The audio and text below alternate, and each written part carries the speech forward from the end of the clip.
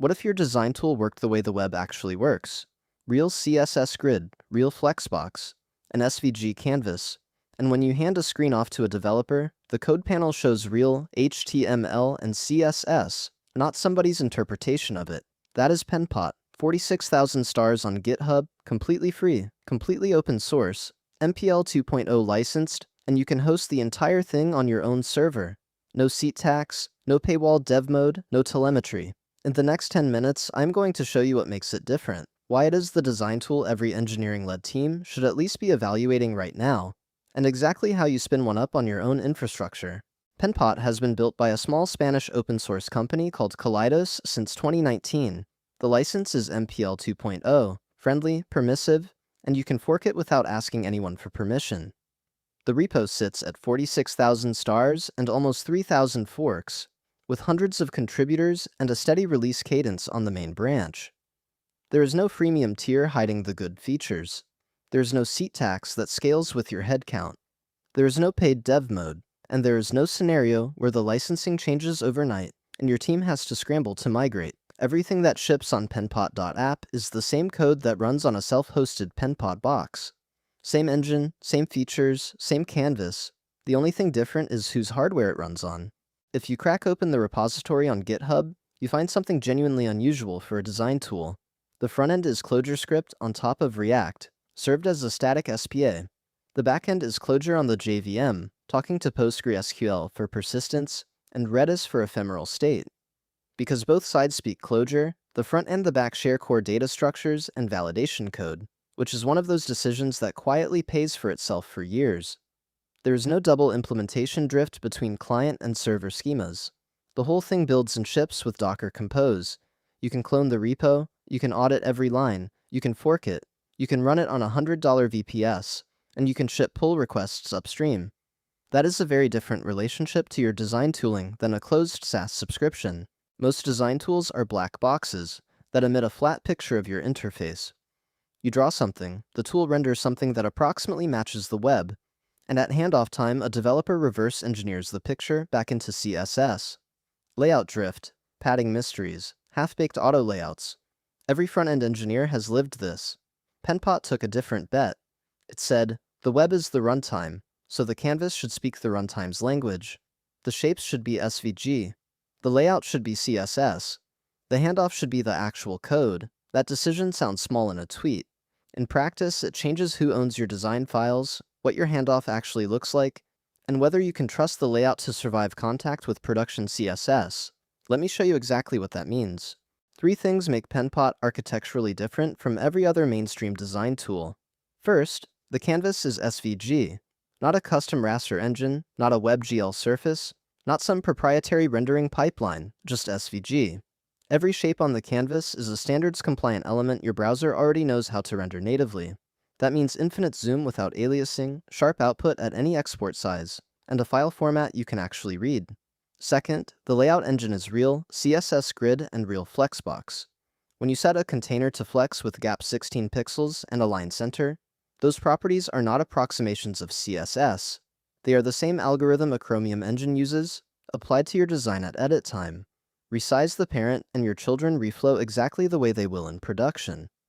Third, the inspect panel exports the real HTML and CSS, not a rendered preview, not a screenshot with annotations, not someone's best guess at what your design might mean. It is code your developer can paste straight into a style sheet and ship. This is why teams that work close to the metal, design systems teams, product engineers, front-end leads, keep showing up in the Penpot community. The tool stops lying about what the browser will do. Self-hosting Penpot is genuinely a 5-minute job if you already have Docker installed. You grab the official compose file from the main branch of the repo, you compose up in detached mode, and the stack pulls the front-end image, the back-end image, the exporter, Postgres, and Redis. About 90 seconds later, depending on your bandwidth, you have a fully functional Penpot instance running on localhost port 9001. To upgrade later, you run compose pull, compose up again, and you are on the latest tagged release. There are no license keys to manage. There is no phone home telemetry. There is no audit script that emails Kaleidos every quarter. Your designs sit in your Postgres database and your asset volume on your hardware behind your firewall.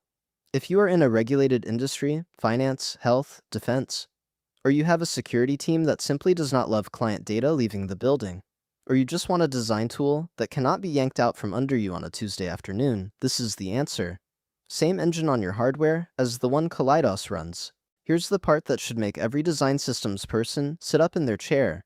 Penpot is the first general-purpose design tool that natively speaks the W3C Design Tokens Community Group format, known as DTCG. Tokens for color, dimensions, spacing, radius, opacity, sizing, rotation, border width. They all live inside Penpot using the open standard, not a proprietary JSON blob with a vendor name on it. Why does that matter? Because a color token defined inside Penpot exports cleanly into Token Studio, into Style Dictionary, into Storybook, into Tailwind, into your CI pipeline that generates iOS and Android theme files. There's no transformation layer in the middle that silently drops data on the floor. There is no bespoke importer to maintain when one tool versions up. If you are running a design system across web, iOS, and Android, this is the thing every closed-source design tool has been promising for half a decade and shipping piecemeal. Penpot just shipped it, as one source, to spec. Smashing Magazine put it pretty cleanly when Penpot's CSS Grid layout engine first landed in the 2.0 release. They covered design tools for years.